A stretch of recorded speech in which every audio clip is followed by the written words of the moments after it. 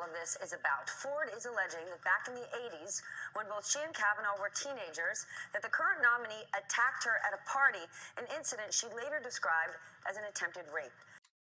Why was Kavanaugh slandered? Was it a result of ineptitude? Something like media bias. Media bias is a cut of the same cloth as mob mentality. We were told during the Kavanaugh hearings that the accuser had nothing to gain. Important legislators like Senator Kamala Harris and Senator Dick Durbin both explicitly explained that Ford had. She has nothing to gain. So, What Senator, does she have to gain? I've always thought she has everything to lose and nothing to gain by stepping forward and telling this story. Look what she's been through. Media bias might not seem like a lucrative practice, but people profit off this misinformation.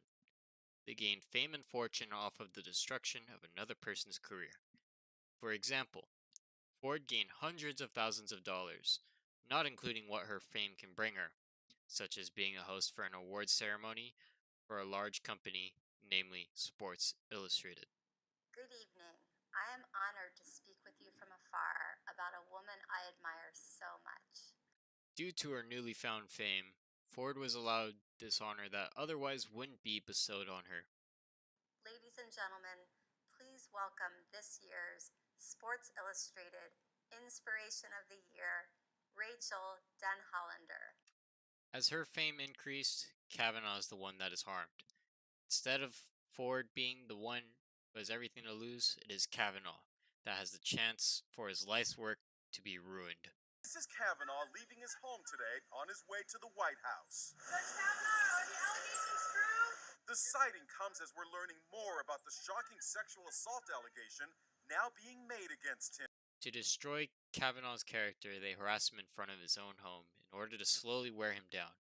Later on, these allegations build up his apprehension and slowly wear away his political filter.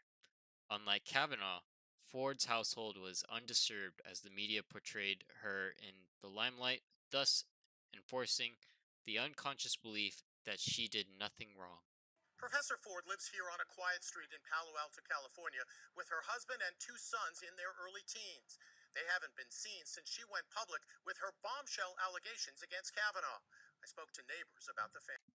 To build Ford's character, they asked people with favorable impressions of her, having their stories flood out the opinions and reasonings of neutral parties. Oh, they're amazing neighbors. They're wonderful. They're great people. You believe the allegations? Of course, 100% without a doubt. Why would she go through this? Talk shows also add their say by introducing biased people to their shows. It's really a hot-button issue amongst teens who are experiencing their own awakening about inappropriate behavior. So we caught up with some 17-year-olds to see how they're processing this thorny situation. For the media to portray its narrative, they bring in biased teenagers which know which side of the fence to stand on. They know what to say to make themselves look better while also condemning Kavanaugh. There seems to be a direct divide between the perception of these allegations between young girls and young boys.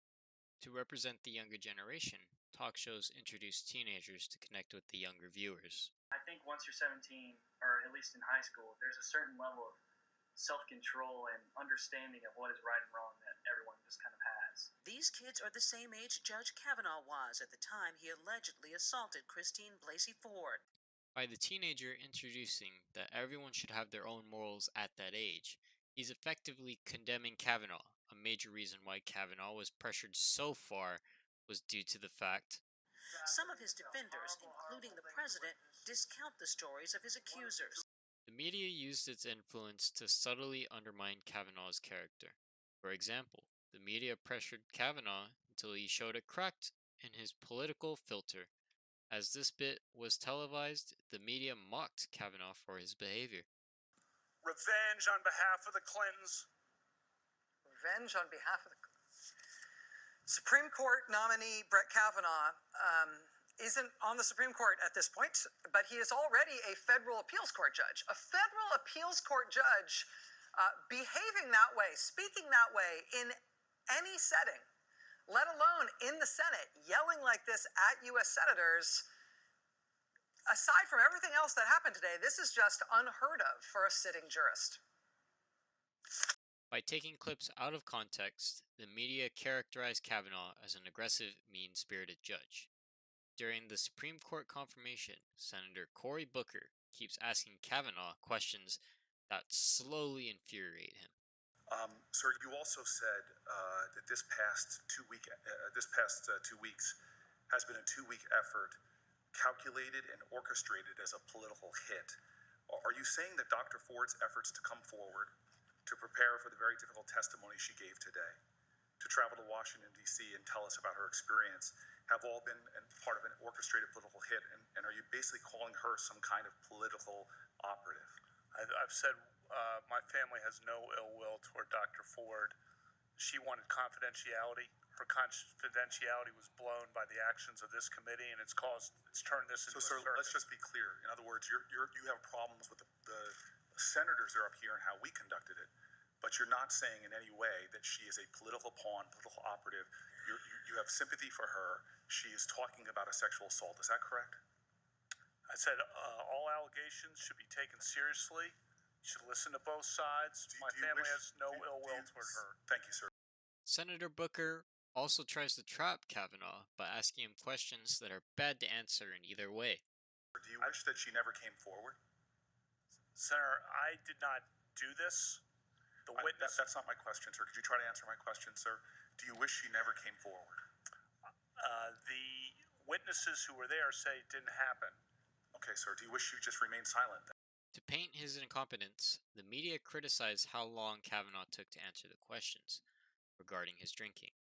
This pause could be attributed to him thinking of a way to answer this question skillfully, but the media makes it sound like it's worse than it is.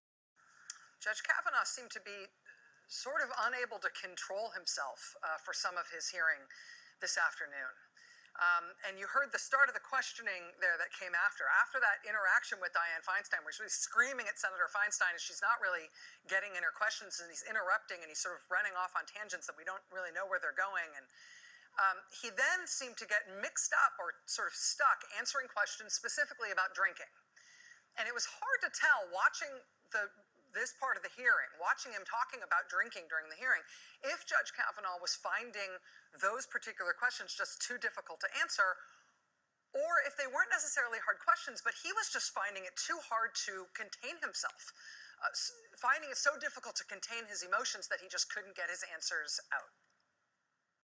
Kavanaugh talks about his love of beer and that he believed that everyone has a drink they love. Media try to paint him as an alcoholic, even though Kavanaugh swears that he only drank in moderation. I drank beer with my friends. Almost everyone did. Sometimes I had too many beers. Sometimes others did. I liked beer. I still like beer.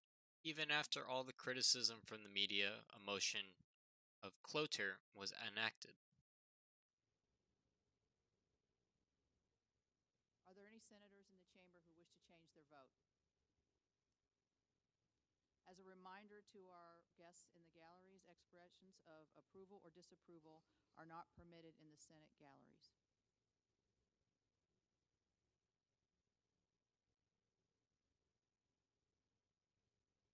On this vote, the yeas are 51, the noes are 49. The motion is agreed to. 2 days later, Kavanaugh was confirmed to the Supreme Court of the United States of America.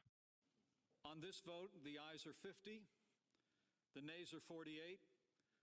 The nomination of Brett M. Kavanaugh of Maryland to be an Associate Justice of the Supreme Court of the United States is confirmed.